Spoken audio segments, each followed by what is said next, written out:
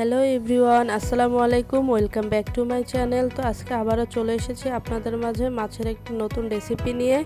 মাছ তো অনেকভাবে রান্না করে খেয়েছেন, একদিন এভাবে বাসায় ট্রাই করে দেখতে পারেন। মাছ, কুমড়ার বড়ি ও বেগুন দিয়ে নতুন একটি ভিন্নধর্মী রেসিপি।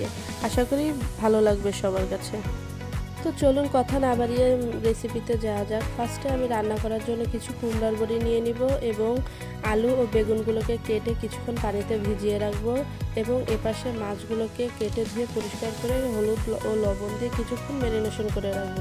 তারপর আমি মাছগুলোকে ভেজে উঠিয়ে নিয়ে একটি কড়াইতে কিছু পরিমাণ তেল দিয়ে কুমড়ার বড়িগুলোকে ভেজে উঠিয়ে রাখবো এবং সেই কড়াইয়ের মধ্যে কিছু পরিমাণ তেল দিয়ে প্রথমে পেঁয়াজ বাটা, আদা রসুন বাটা, কাঁচামরিচ কুচি, মরিচ বাটা, হলুদ, লবণ, ধনিয়া, জিরার গুঁড়া ও স্বাদমতো কিছু লবণ দিয়ে মশলাটি কিছুক্ষণ ভালোভাবে কষিয়ে নেব।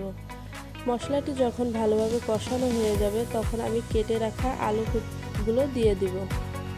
এখন আলুর সঙ্গে মশলাগুলোকে ভালোভাবে মিশিয়ে নিয়ে কিছুক্ষণ ঢাকনা দিয়ে ঢেকে দিব। এতে আলুটা ভালো করে কষানো হয়ে যাবে। দেখুন আমার আলুটা কত সুন্দরভাবে কষানো হয়ে গেছে। আলুটি কষানো হয়ে গেলে আমি গরম করে রাখা কিছু পানি আমি দিয়ে দিব।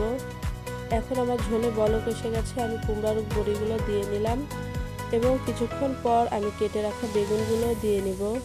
এখন ঢাকনা দিয়ে ঢেকে কিছুক্ষণ এভাবে রান্না করতে হবে। বেগুনগুলো সেদ্ধ হয়ে আসলে আমি ভেজে রাখা মাছগুলো দিয়ে নিব। এভাবে মাছগুলো দিয়ে ঢাকনা দিয়ে আমি আরও কিছুক্ষণ এভাবে রান্না করব। তারপর কিছু কাঁচামরিচ ও জিরা গুঁড়া দিয়ে আমি নামিয়ে ফেলবো। এখন আমি একটি বাটিতে পরিবেশন করে নেব। তো এটা আমার তরকারির ফাইনাল লুক। আজকের ভিডিওটি এ পর্যন্ত। সবাই ভালো থাকবেন, সুস্থ থাকবেন। আল্লাহ হাফেজ।